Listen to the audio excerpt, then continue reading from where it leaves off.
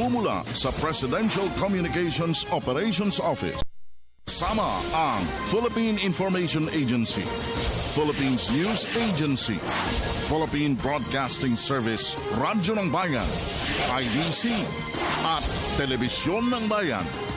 Narito ang Radyo Vision.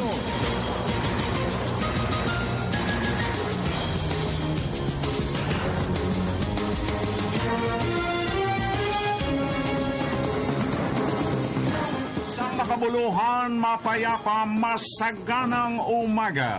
Luzon, Visayas at Mindanao.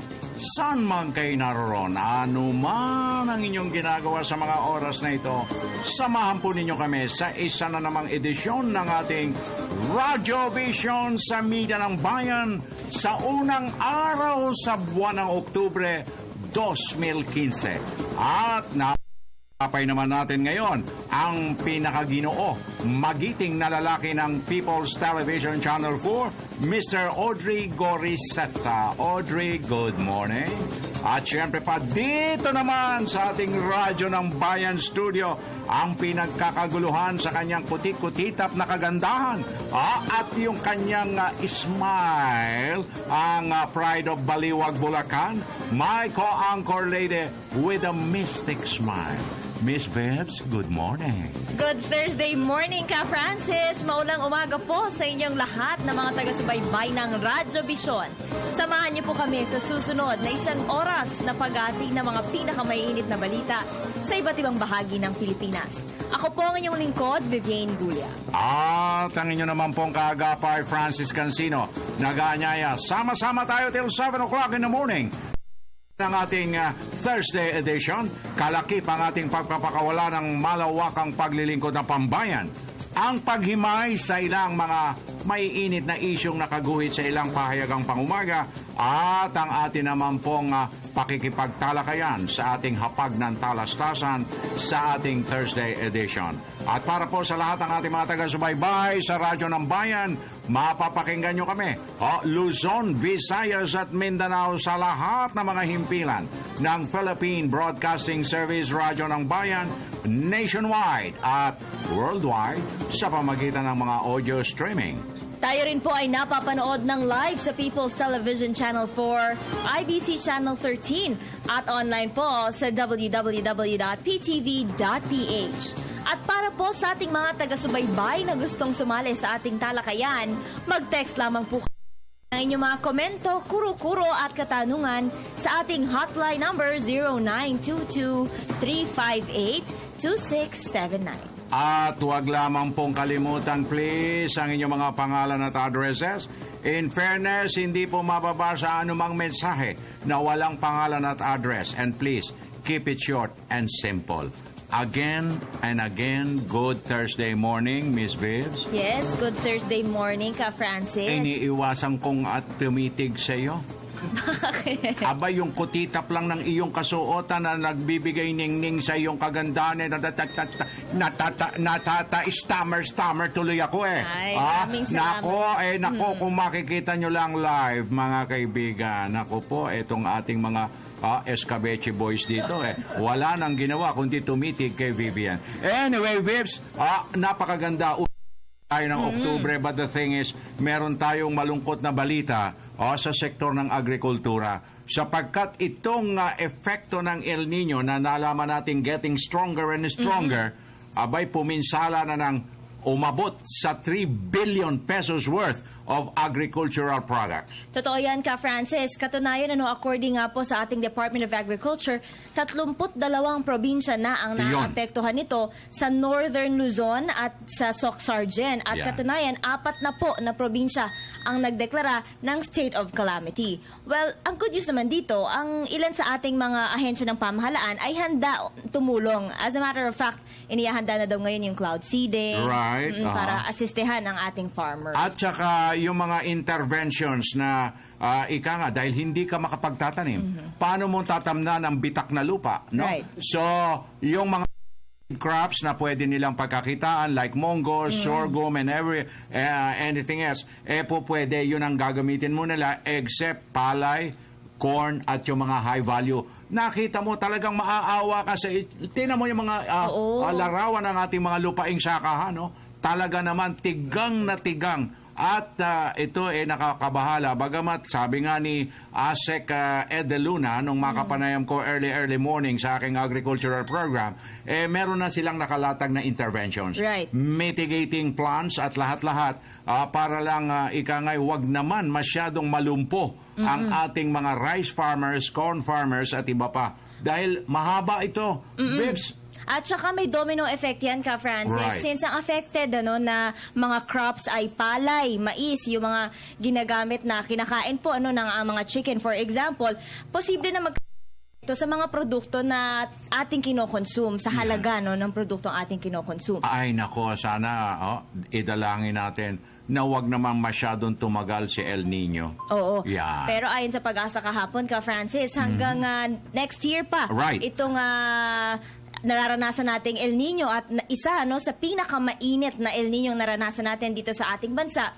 Pero makararanas pa rin naman daw tayo ng pag-ulan. Pero kung dati naiinis tayo pag umuulan, ngayon ipagpapasalamat natin dahil malaki ang epekto nito sa supply ng tubig sa ating bansa. At ang masakit, baka daw hindi kasing lamig nung mga nakalipas na Kapaskuhan ang daranasin ngayon natin sa panahon ng Pasko.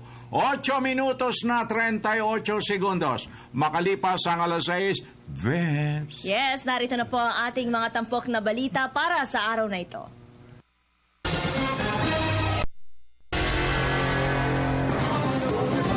Ng balitaan dito sa Radyo Vision. Dating Interior Secretary Mar Rojas, formal nang idineklara ng Liberal Party bilang pambato ng partido sa pagkapangulo sa 2016 elections. Mga bunga ng reformang ipinatupad sa ilalim ng tuwid na daan, hindi umano mababaliwala sa ilalim ng magiging bagong leader ng bansa ayon kay Pangulong Aquino. Iloilo Representative Jerry Treñas nagdeklara na National Executive Committee at National Directorate lamang ng Liberal Party ang magpapasya kung sino-sino ang kasama sa senatorial lineup nito. TESDA Director General Joel Villanueva pasok sa senatorial lineup ng Liberal Party. COMELEC sinabi na maaari pa ring maghain ng kandidatura si Senadora Grace Poe. Siksik at mainit ang mga balita kaya kasabay ng inyong almusal dito sa Radyo Vision, Media ng Bayan. Umaga, Luzon, Visayas at Mindanao. Formal nang idineklara ng Liberal Party si dating Interior Secretary Mar Rojas bilang pambato ng partido sa pagkapangulo sa darating na 2016 national elections. Isinagawa ang nominasyon kay Rojas sa idinaos na National Executive Council meeting ng partido. Doon ay napag-usapan ang magiging katandem ni Rojas at ang kanilang senatorial slate. Samantala, ipauubaya na umano ni Pangulong Aquino kay Rojas ang pagpili ng kanyang makakatambal para sa halalan. Balita mo kami, Alvin Baltasar.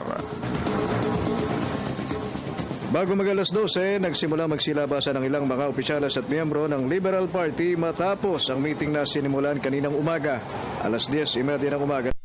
Pangulong Noynoy Aquino na nanguna sa nabanggit na pagpupulong na kung saan sinasabing na pag-usapan ang magiging line-up ng kanilang senatoriables at higit sa lahat ang magiging katandem ni Mar Rojas bilang pangalawang Pangulo. Ayon kay Caloocan Congressman Egay Erice, 8 pang slots ang bakante sa pagkasenador ng partido habang ang matunog na maging pambatong VP na si Congresswoman Leni Robredo, wala pa rin kumpirmasyon kung siya na nga ang tatakbo na napagalamang hindi naman nakadalo sa meeting. Ayon naman kay dating senador at isa sa siguradong kasama na sa senatorial lineup ng Liberal Party na si Kiko Pangilinan, maaaring tinitimbang pa rin ni Robredo ang kapasyahan nito at posibleng sa Lunes naman ayon kay Maguindanao Governor Toto Macodadato, malalaman na ang desisyon nito kung go or no. Meron pa naman Monday. Ayan for the Vice President. Meron pa Monday. Inihayag naman ni Senador Ralph Recto ang posibilidad ng ibang magiging kandidato nila sa pagkasenador labas ng Partido Liberal. Lumabas din sa naging kasunduan kaugnay ng nangyaring meeting ay ang pagpapaubaya ng Pangulong Aquino kay presidential candidate Mar Rojas para siyang magkaroon ng kapangyarihan upang pumili ng kanyang maging running mate. Pero para kay House Speaker Sonny Belmonte, mas makabubuti pa rin para kay Rojas na magkaroon ng konsultasyon. I think although he has the final say, in his shoes, I would want to consult various people. Pero at the end of the day, sa kanya ibinigay yung karapatan at yung responsibilidad. Para sa Telebisyon ng Bayan, Alvin Baltasar. Mga bunga ng reformang ipinatupad sa ilalim ng daang matuwid, hindi umano mababaliwala sa ilalim ng magiging bagong lider ng bansa ayon kay Pangulong Aquino. Aki Ignacio. Titiyakin ni Pangulo Aquino na maipagpapatuloy ang daang matuwid sa ilalim ng magiging bagong lider ng bansa. Sinabi ito ng Pangulo sa ginanap ng Liberal Party National Executive Council meeting sa Balay Headquarters sa Cubao, Quezon City. Simple naman. Darating na kampanya, siyempre wala namang kampanya madali. Palagay ko talaga lahat, bibigay natin ang lahat ng magagawa natin. Pero ako po yung matinding pakiusap. Mga ilang beses ko na rin nasabi sa mga nakalipas na araw na palagay ko yung darating na kampanya ang pinakamagiging mahirap na kampanya para sa akin. Dahil talaga ibubuhos ko na lahat na mabubuhos ko tungkol sa kampanya. Hinikayat ng Pangulo ang lahat ng kaalyado na gawin ang lahat sa paghiling sa taong bayan para tiyakin ang tagumpay sa 2016. Hindi anya dapat mabaliwala ang bunga ng reforma ipinatupad sa ilalim ng daang matuwid. Ang importante, kada mapunta sa ibang lugar at nagsalita ang ating mga kababayan na dati pinanaginip nila, ngayon ay totoo na. Parang sulit na sulit lahat ng pinagpaguran po natin lahat. So,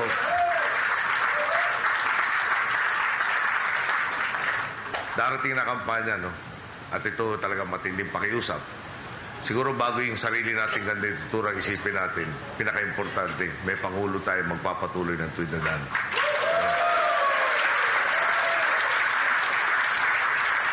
Yung po kailangan natin din sa mga kababayan natin, no? Na meron baka magpatuloy at meron naman tayo siguradong hindi magpapatuloy. Eh dito na tayo sa siguradong magpapatuloy. Samantala, hindi na nagkomento si Pangulo Aquino kaugnay ng pagtakbo ni Senator Alan Peter Cayetano sa pagka-vice-presidente. Nauna nang lumutang ang report na isa si Cayetano sa napipisil bill ni Administration Presidential Standard Bearer Mar Rojas. Again, may ako magsalita for somebody else. Everything is spoke already for himself. Habang nasa proseso pa rin anya kung si Camarines Sur Representative Leni Robredo ang magiging running mate ni Rojas. Meron pang mga prosesong dinadaan sila. Pagkala natin sila na magsalita next week. Para sa Telebisyon ng Bayan, Rocky Ignacio. Pinabulaanan ng Partido Liberal na may kinalaman sa survey ratings ang pagkakantala ng kanilang pag-aanunsyo ng magiging katambal ni dating DILG Secretary Mar Rojas para sa 2016 national elections. Ayon kay LP Membership and Organizing Committee Chairman at Iloilo Representative Jerry Treñas, inihintay pa nila ang desisyon ni Camarines Sur Representative Leni Robredo sa kanilang alok na tumakbo ito sa pagka-vice-presidente. Dagdag pa nito, hindi nakakapagtaka. Mababa pa ang ratings ni Robredo sa mga survey dahil wala pa itong formal na plano. Kung sakaling magpasya itong tumuloy sa halalan, asahan na umano ang pagtaas ng ratings ng mambabatas. Si Camarines Sur 3rd District Representative Leni Robredo na lamang o malamang ang magiging running mate ni Liberal Party Standard Bearer Mar Rojas ayon kay Senate President Franklin Drilon. Nang tanungin sa Drilon sa isang panayam kung si Robredo na ba ang pambato ng LP, sabihin na lamang daw na ang kongresista na nga ang kanilang kandidato sa pagka-vice-presidente. Samantala, hindi naman ito ikinagulat ni Senador Bongbong Marcos na posible ring tumakbo sa pagka-vice-presidente sa susunod na halalan. Expected. Kaya hindi naman nakakagulat dahil alam naman natin ang preference ng Pangulo is was Congresswoman Leni. Tanging ang National Executive Committee at National Directorate lamang ng Liberal Party ang makakapagpasya kung sino-sino ang kasama sa senatorial lineup nito. Ayon kay Iloilo City Representative Jerry Treñas, itong naging paglilinaw ng mamabata sa mga lumalabas na ulat na may ilang mga grupo at individual na sinusubukang impluwensyahan ang final senatorial lineup ng partido. Dagdag pa ni Treñas, pagbobotohan nila kung sino ang pasok sa Final 12 at hindi nila hahayaang maimpluwensyahan ng sino man ang proseso ng kanilang pagpili. Ayon sa mga ulat, may ilang malalapit sa mga pinuno ng LP ang nagmumungkahing tanggalin sa senatorial lineup sina re-electionist Senator Serge Osmeña, dating Senator Ping Lacson at TESTA Director General Joel Villanueva at Manila Vice Mayor Ko Moreno. Ayan po naman ang unang bugso ng ating mga balita. Balik muna sa inyo kay Francis. At syempre, sa Pambato ng Baliwag, Bulacan, ang kumukuti-kutita, Bebs. Maraming salamat, Audrey Gorisek. Talaga naman si Audrey, talagang updated siya. Anyway, 17 minutos, 37 segundos na. Makalipas ang alas 6 sa unang aparador ng Message Center. Babes, please. Yes, good morning ka, Francis. Nagwapo at mami. Yan ang sinasabi ko. Binabati ko po ng happy birthday si Cesar Ordonez at binabati ko din po ang tropang ganda, si Mama Liza, Manuel Ace, Lynn De La Torre, Loida Rose, Herradura, Lina Ramos, Peter Galang, Attorney Severino Santos, mula po yan kay Daddy Eli and Mamu Mila Bonifacio ng San Carlos, San Luis, Pampanga. Oy. Good AM, sir. Pag-greet po ang nanay kong si Polonia Garong sa Matalom, Leyte. Ang nag-greet ay ang anak niyang si Linda. Hello po sa inyo. Hello, good morning. And good morning po. Gusto ko lang pong batiin ang mga taga-Kalbayog ng Advanced Happy Charters Day ngayong October 16 po. Maraming salamat. Okay, good AM. Please greet my friend Merlene Sogilon of NAFCO Santo Tomas, Davao del Norte, celebrating her birthday today, October 1st. Uy, happy birthday sa iyo, Merlene, from Josette Olivera ng Radyo ng Bayan. Salamat po. Good morning, Francis and V. Pakigreet po. Ako ng apo ko na si Arjing Atan, KC, September 30 kahapon. Birthday niya, belated. Nag-greet si Petanyo A. Atan Sr. of Barangay Atan Awe, Turil, Davao City.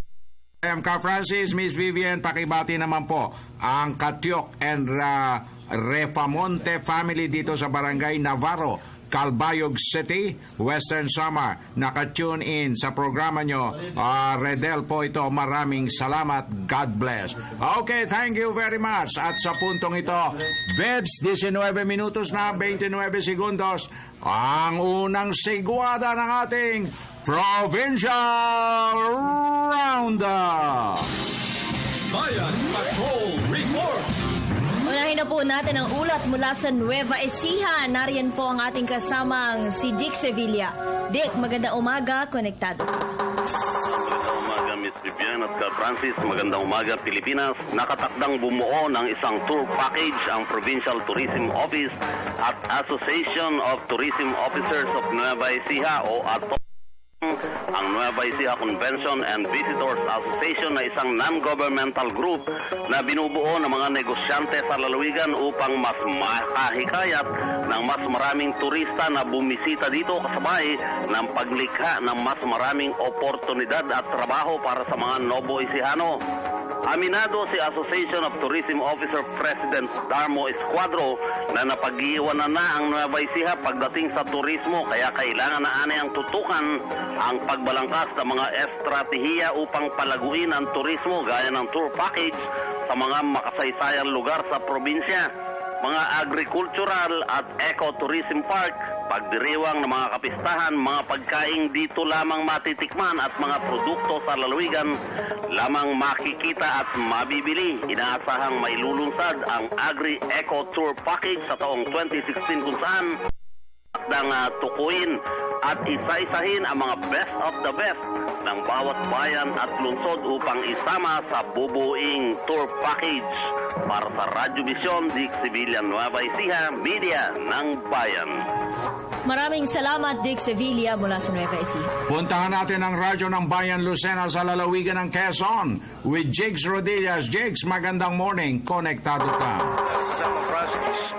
Kahit ni DNR Person Director Renulfo Juan ng mga mamamayan na magtanim ng kawayan. Ang kawayan ayon kay Director Juan ay resilient o hindi basta-basta na itutumba ng malakas na hangin. Bukod dito, mabisang pananggalang ang kawayan sa pagragasa ng mga storm surges kung ito tinim sa baybay dagat. Ayon naman silang eksperto sa bamboo propagation, mas matigas umano ang kawayan sa ordinaryong bakal, kaya tumatagal ito hanggang 3 taon kung hindi ito sa noon. Malaki ang pangangailangan ng kawayan sa lalawigan ng Quezon dahil ginagawa itong kubo at mebles. Malaki ang demand sa local market. Para sa Radyo Vision, Jigs Rodillas, Lucena, Media ng Bayan.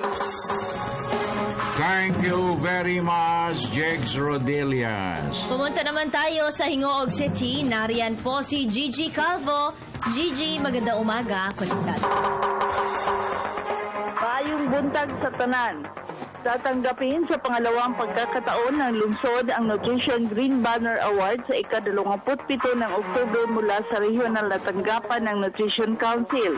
Ayon kay City Health Officer Dr. Grace Adol, inaasahan ang pagdating ng mga representative mula sa Regional Nutrition Council sa araw na ito upang ibigay ang certificate at maturuan at mabigyan ang mga tips ang lungsod upang Crown Award mula sa Malacanang at makuha ang pangatlong taong Green Banner Awardee. Ayon pa rin kay Hadol, nakamit sa pangalawang pagkakataon ang nagsasabing award dahil sa 5 barangay na sumasa ilalim sa Regional Random Validation na nakakuha ng mahigit 100% at dahil dito nakikita ang programang pangnutrisyon sa mga barangay.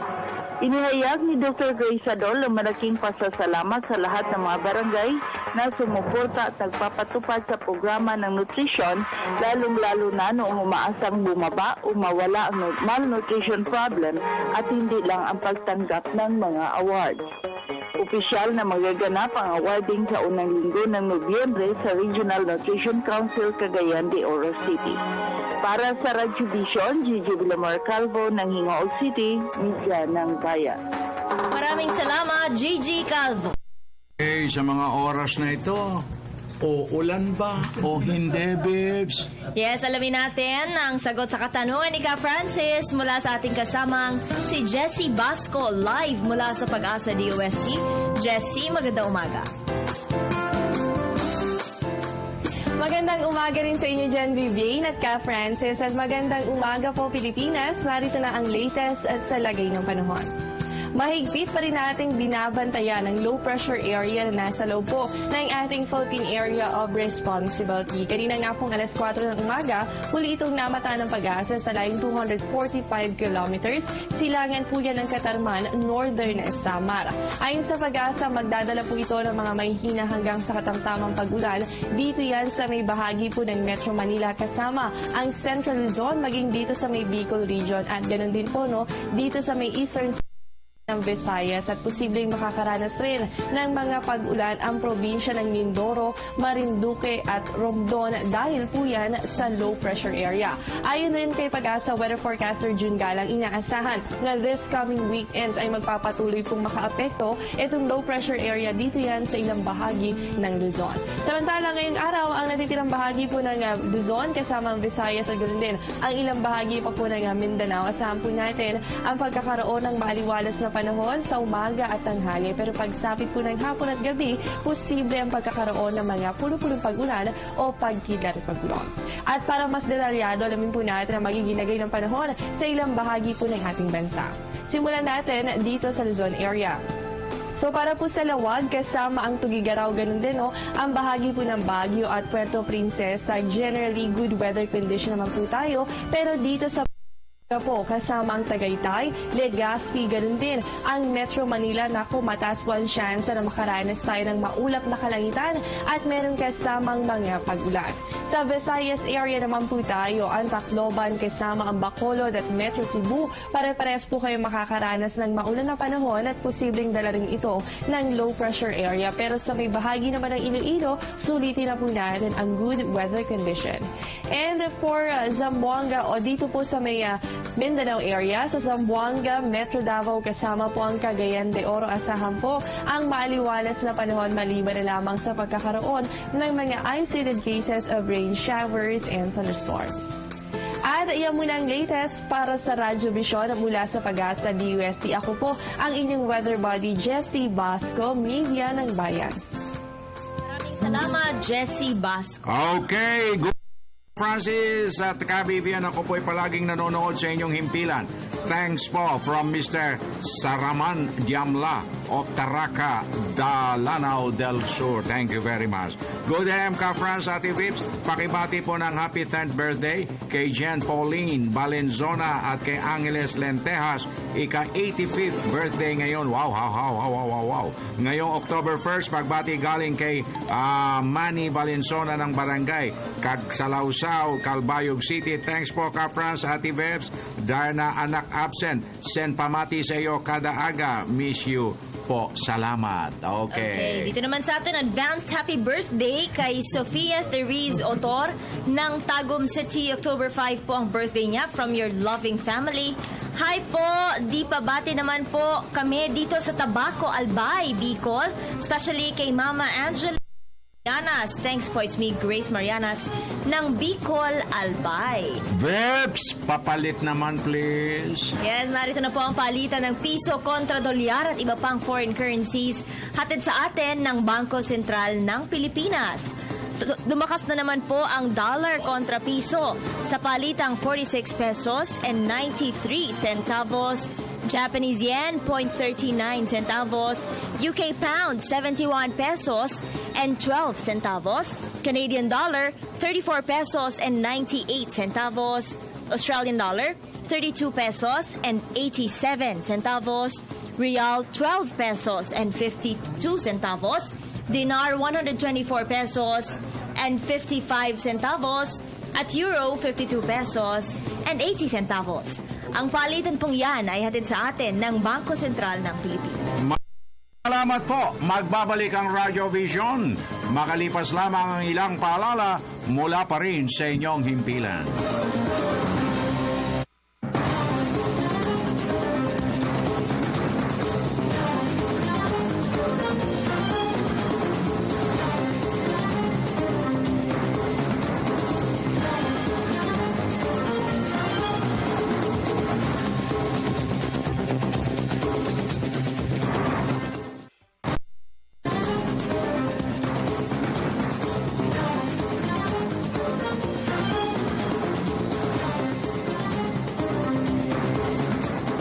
31 minutos na 11 segundos makalipas ang alas 6. Alam mo, Vivs, talagang lahat ng ating mga listeners, viewers, tinatawagan natin ng pansin sapagkat ito pong ating pakikipagtalak napapanahon, nabasa nyo sa mga dyaryo, nadinig nyo sa mga news program, sa mga television, nakakalungkot yung may kaugnayan sa ating tubig inumin. Ipakilala mo na, Bebs, ang ating panauhin. Kapiling po natin ngayong umaga, mga kaibigan, ang Maynilad Water Network Head, si Ginoong Eric Eguia. Magandang umaga po, sir. Magandang umaga, Miss Vivian and Sir Francis. Good morning, sir. Salamat po na paunlakan nyo ang aming panyaya, ang panyaya ng Radyo Vision, para maibigyan daan po natin ang mas maliwanag at komprehensibong pagpapatupad o maaaring pagpapatupad sa hinaharap initong balak na 20 hours water service interruption ng Maynilad on areas na covered ninyo. Opo. Okay, sige. Mr. Eric, ano po ba ito at kailan maaaring yung isa ngayon po ang ating allocation ng water from the Angat is 38 cubic meter per second. Mm-hmm. Yung po ay nag-start noong September 1. Okay. At kahapon po nagkaroon ng climate forum ang NWRB kasama po yung ating MWSS at yung dalawang concessionaire. And doon po sa report ng Pag-asa ay talagang pinakikita po na very strong yung El Nino. At pinakita po doon yung kanilang projection ng rainfall. At base po sa kanilang projection, 95% po yung naging accuracy ng September. And from the normal po, rainfall ay 50% lang po yung bumabagsak sa Angat and Ipo. So most likely po ay bababaan na po yung allocation namin today. Magkakaroon po ng announcement ang NWRB kung ano po yung ibibigay na allocation sa amin. At possibly po ay mas mababa yon sa 38 cubic meter per second. Okay. At pag nangyari po yon ay mapipilitan po tayo doon sa interruption na almost 20 hours po sa ating mga customers. Gaano po ba ang nakukonsumong metro kubiko ng mga konsumidores natin sa ilalim ng Maynilad Services? Normally po mga 30 cubic meters po. 30 Daily? cubic po. Hindi po. Inaman po yan. Inaman, Po okay. yan. So, kapag nagpatupad ba, ito bang pagpapatupad natin ng 9 o'clock in the evening na interruption up to 4 o'clock the following day early morning, hindi pa po ba sapat na nakapagtitipid tayo sa alokasyon? Actually po, yung ginawa namin starting September 15, naka-reduce po kami ng mga 5% normal na supply. Okay. Pero yun po ay maliit kung kukumpara dun sa ibibigay lang sa amin na mas mababa dun sa 38 cubic meter per second po. Wow, swerte kayo, babes, sa Bulacan. Hindi kayo apektado. Kami apektado, hindi na kami maliligo muna. At pupunta na lang kami sa inyo sa Bulacan, pwede ba yon? Okay lang yun, Francis. Isang mga boys, doon tayo sa Bulacan. Libre ligo, libre almusal. Okay. Oo. Sir Eric, ito pong aking katanungan, ililinawin ko lamang. Tuloy na tuloy po ba itong water interruption or will this depend on the decision po ng dams na babaan yung allocation ng tubig sa atin? Most likely po talagang bababaan nila. Hinihintay lang po namin kung gaano kababa. Yun po yung yun po yung it could be 36 factor. Apo, 36 or maybe less. Pero we're hoping na at least 36 cubic meter per second po yung ibigay sa aming allocation. Kung halimbawa po 36 cubic meter po ang ibigay na allocation, 20 hours water interruption pa rin po ba o pwede po bang liitan pa po yung oras ng pagkakaroon ng water interruption?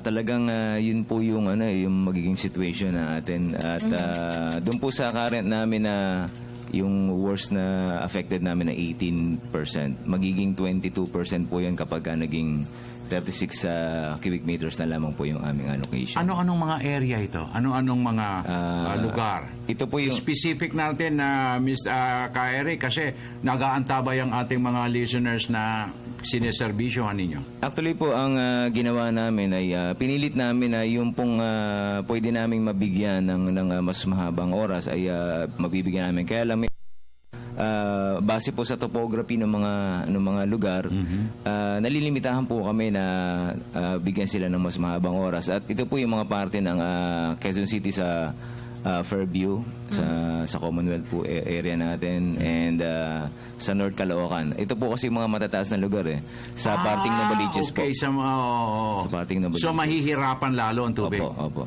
So dadanas na talaga sila ng 20 hours dyan. Kailan po? Yun nga po. Ngayong October na yan mamaya po. Specific date po ba? Mamaya na. Hindi po, mamaya po mag-a-announce ang NWRB.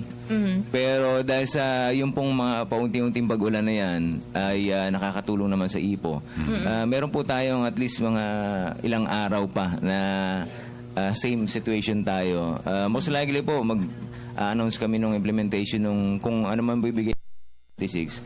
Most likely po, early next week po, mag-a-announce po kami sa aming customer. Okay. Hanggang kailan naman po? Kung halimbawa ay magpatupad tayo ng 20-hour water interruption sa ilang areas dito sa Maynila, hanggang kailan po ito tatagal? Hanggang next year na po ba ito? Kasi ang sabi ng Pag-asa ay hanggang Pebrero pa raw po yung peak nitong El Nino. Yun po yung nakakalungkot. Talagang ang hinihintay lang po namin kung kailan siya bababa. At itong October po, yun nga po inaasahan namin na 36 lang. Pero base po doon sa pinakita ng Pag-asa kahapon, the next month po, November, will be much lesser po. Baka mga 34 or 30 cubic meter per second po. So padami po ng padami yung magkakaroon ng less than na 20 hours na water interruption. Alam mo, Vibs, no? Tinitingnan binabalanse ko yung sitwasyon kasi ang may panukala na bawasan ang pagbibigay sa agrikultura para huwag masyadong maperwisyo ang urban, ang kalunsuran na binibigyan ng tubig.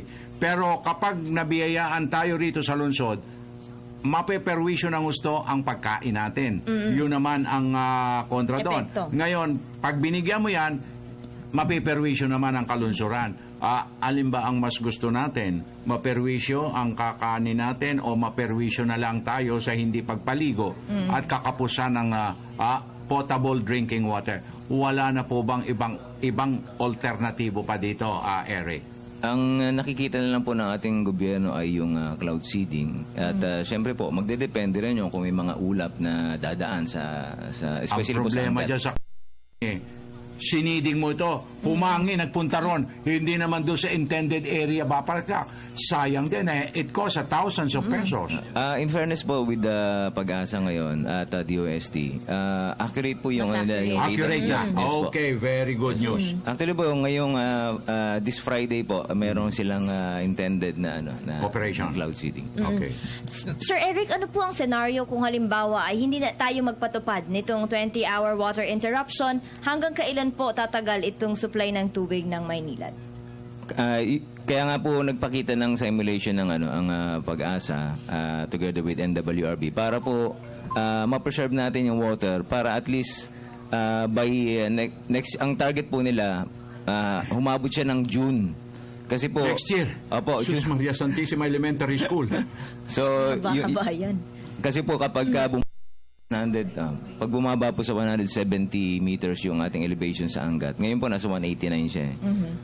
Medyo hindi na po maganda yung quality ng water noon. So mas grabe po yung magiging effect dun sa ating water interruption. So kapag nagpatupad tayo, Eric, anytime within this week or next week ng 20 hours dun sa mga selected areas, tuloy-tuloy pa rin yung 9 in the evening daily up to 4 o'clock in the morning sa iba pang areas. Interruption. Mas mahaba na po yun. Kasi po yung gaya po na sinabi namin, yun po ay gradual lang. Yung iba po ay makakaranas na starting 4 p.m. po. Hanggang so, di na 9 p.m., 4 p.m. na. So, 12 oras naman sa ibang lugar. Sir, can you give us na ano po yung siguro areas and kung gaano katagal po yung water interruption sa areas na yun dito sa bagong ipatutupad po ninyo? Actually po, marami siya. Iba-ibang siguro pinakamaganda kung makaka-access sila sa website ng Maynilad. Andun po yung mga specific na schedule ng water interruption. Meron po kami application na itatype lang nila yung kanilang contract account number and then lalabas po yung specific schedule ng kanilang water interruption. Okay. Pero meron din po kami mga tao, yung aming mga zone management team na magbibigay po ng flyers sa lahat po ng mga barangays para po maabisuhan sila. Actually po, ang target namin by Sunday ay or Saturday, mag-iikot na po ang aming mga zone management para makapagbigay po ng flyers. House to house na. House to house information. Yes po. Okay, may tanong po tayo dito mula sa ating taga-subaybay. Pwede po bang bawas na lang ng water pressure sa halip na interruption? Kung gustuin man po namin, pero hindi po siya makakabawas talaga kapag ka-pressure lamang po. Dahil kasi kung isipin po natin kung meron tayong 2 gripo na pag hininayaan po natin yung tulo lang ng isang gripo, makakakuha pa po tayo ng tubig Kaya halos hindi po kami nakakabawas kapag yung pressure reduction lang. Kaya po minabuti po namin na talagang interruption. Kasi yun po yung nakikita namin na mas effective na makabawas para po makatulong sa pag-preserve ng ating Angat Dam. Okay, finally, bababa naman siguro ang singil na sa ating water bill. Para po sa inyong informasyon, ang aming pong taripa or aming price po ng water ay regulated po yan ng government at hindi po yan binabase doon sa kung ano po yung panahon ngayon, but rather doon po sa rate rebasing na tinatawag. So, kasi nagtaka ako, Eric, umiiral na yung 9 to 4 o'clock in the morning. Yes. Aba, ay mas lalong tumaas ang aking konsumo at ang presyo. Bakit ganon? Mahirap yatang i-comprehend yun. Meron ka ng ilang araw-araw na bawas, walang tubig, tumaas pa. Wow. Diba, baka po lumaki naman yung consumo. Hindi. Ilan lang kami. Naku, Sus Mariano Magdalena. Anyway, sa susunod, bigyan nyo kami ng mga updates, please. Eric, sige po. Para ma-inform natin ang ating viewing public, please. Makaasa po kayo. Okay, thank you. Okay, maraming salamat po, Sir Eric Eguia, ang Maynilad Water Network Head. Okay, tuloy-tuloy na tayo mga kaibigan. 43 minutos, 33 segundos. Makalipas ang alas 6 sa ikalawang sigwada ng ating provincial roundup. Puntahan natin Audrey muna. Puntahan na natin si Audrey. Yes, Audrey na balikan pala. natin ang ating kasamang si Audrey Goriseta para sa karagdagang mga balita.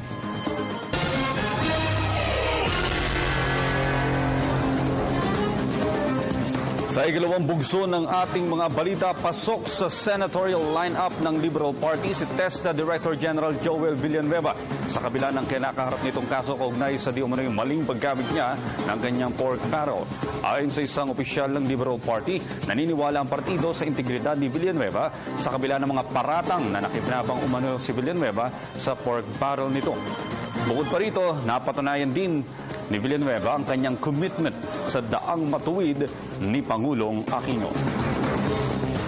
Samantala, sinabi ng Commission on Elections na maaari pa rin maghain ng kandidatura si Senadora Grace Poe kahit pa may disqualification case ito na nakahain sa Senate Electoral Tribunal. Ayon kay Comelec Chairman Andres Bautista, ministerial duty ng kanilang ahensya ang tumanggap ng Certificate of Candidacy ng mga individual na nais tumakbo sa anumang posisyon. Ngunit paglilinaw ni Bautista, hindi ibig sabihin nito na otomatikong mapapabilang si Poe sa pinal na listahan ng mga kandidato dahil posibleng may maghain muli ng disqualification case laban sa kanya. Maliban dito, kukonsulta din umano ang poll body sa iba pang sangayan ng gobyerno tulad ng SET. Inaasahang ilalabas ng SET ang desisyon nito sa kaso ni Poe sa buwan ng Nobyembre. Napanatili ng Pilipinas ang pagkilala bilang isa sa may malaking potensyal sa larangan ng pamumuhunan at kalakalan sa buong mundo. Sinabi ito ni Presidential Spokesperson Edwin Leche sa ipinalabas na 2015-2016 World Economic Forum o WEF Global Competitiveness Report, kung saan umakyat sa 5 yugto ang ranking ng Pilipinas sa 47 mula sa 52 noong nakaraang taon mula sa resulta ng ranking nitong 2010 at 2011. Kumpara sa 2015-2016 reports, nakita ang improvement sa larangan ng innovation, institutions at macroeconomic environment. Dagdag pa nila Sherda, sa ilalim ng Aquino administration ay umakyat ng 38 antas ang Pilipinas mula sa 85th hanggang 47th place. Patunay lamang anya ito ng makatotohanang pag-iral ng daang matuwid. 2 taon nang pinaghahandaan ng mga opisyal ng Armed Forces of the Philippines ang pagdating ng APEC member economy leaders. Katunayan, ipinagmalaki ng AFP Joint Task Group NCR na puro dry run na lamang ang kanilang ginagawa dahil matagal na nilang nailatag ang seguridad na kanilang ipatutupad, katuwang ang PNP para sa pagdating ng mga world leaders sa Nobyembre. Bagamat aminado ang ilang opisyal na may mga delegadong nag-aalala matapos ang kidnapping sa Samal Island noong 1 linggo, tiniyak naman nila sa mga delegadong nasa bansa na sila ay ligtas at isolated case lamang ang nangyaring kidnapping. Samantala, handa naman ng National Disaster Risk Reduction and Management Council o NDRRMC sa anumang banta ng kalikasan na maring dumating sa bansa. Ayon sa tagapagsalita ng NDRRMC na si Romina Marasigan, pinaghahandaan nila ang malalakas na pag-ulan na maring magdulot ng biglaang pagbaha, maging mga sunog, stampede at lindol. Sa pagdaraos APEC meeting sa bansa, isa sa mga ibinida ng Pilipinas para sa mga dayuhang delegado ay ang ganda ng iba't iba nating mga probinsya. Maliban sa Boracay at Cebu, na kilala sa buong mundo, isa sa mga pinagdausan ng APEC meeting ay ang lungsod ng Iloilo. Paano nga ba pinili ang lungsod bilang isa sa mga pagdarausan ng naturang mahalagang aktibidad? Balitaan mo kami, Sweden Velado. Taong 1996 nang unang pangunahan ng Pilipinas ang pagdaraos ng 2 araw na APEC Leaders Meeting na ginanap sa Subic Bay, Zambales. Sa muling pag-host ng bansa ngayong 2015 ng mahigit 100 APEC meetings sa iba't ibang syudad at lalawigan, naging daan na rin ito para higit na maitaguyod ang turismo sa bansa at mapatunayan sa mga delegadong tunay ngang it's more fun in the Philippines. Subalit paano nga ba napili ang Iloilo City para pagdausan ng pagpupulong ng APEC. 2 years ago, all cities and provinces that wanted to be the site of the APEC meetings had to make a bid. Sa pamamagitan ng isang presentasyon, ipinakita ang mga natatanging atraksyon, maging ang mga sapat na kagamitan ng Iloilo City na kailangan para sa mga gaganaping pagpupulong. Dahil na rin sa hindi maitatagong yaman at ganda ng Region 6, 3 sa mga lalawigan nito ang napiling pagdausan ng APEC meetings. But after that, there was an on-site inspection conducted by the National Organizing Council which validated the presentations. So in this region, we have 3 sites, Bacolod City, Boracay Island, and then Iloilo City.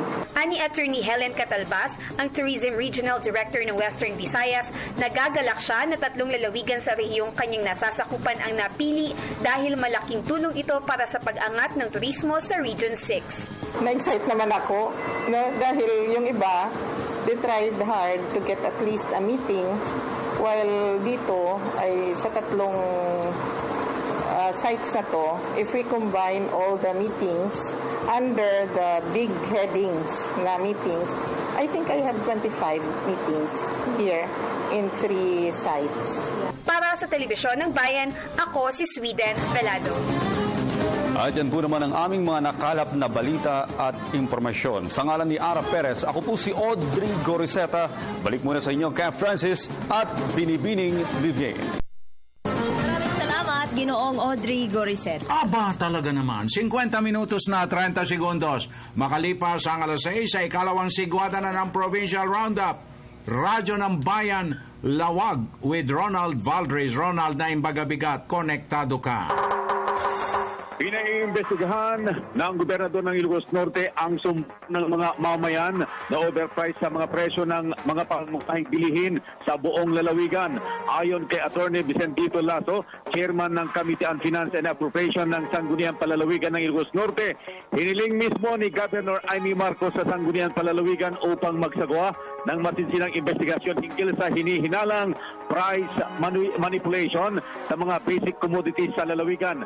Saan man niya mapunta si Governor Marcos sa lalawigan ay patuloy ang sumbong ng mga mamayang Ilocano sa sobrang mahal na presyo ng mga bilihin.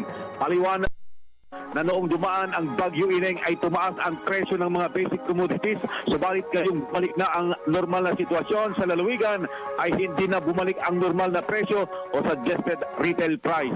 Ihahain sa Lunes ang panukalang investigasyon at imbitahan ang mga miyembro ng Chamber of Commerce, Vendors Association at mga namamahala sa mga malls upang magbigay linaw sa nasabing problema. Idinagdag pa nila na natatakot ang gobernador ng Ilocos Norte na siguradong aabot na sa langit ang presyo ng mga pangunahing bilihin ngayong Disyembre kung hindi may tatama ang maling ginagawa ng mga mapagsamantalang negosyante. Para sa Radyo Vision, ito si Ronald Valdres mula sa DWFB Radyo ng Bayan Lawag, Media ng Bayan. Thank you very much, Ronald Valdres. Dumako naman tayo sa Tacloban City. Nariyan po ang ating kasamang si Jean Navilon. Maupay na aga, konektado ka.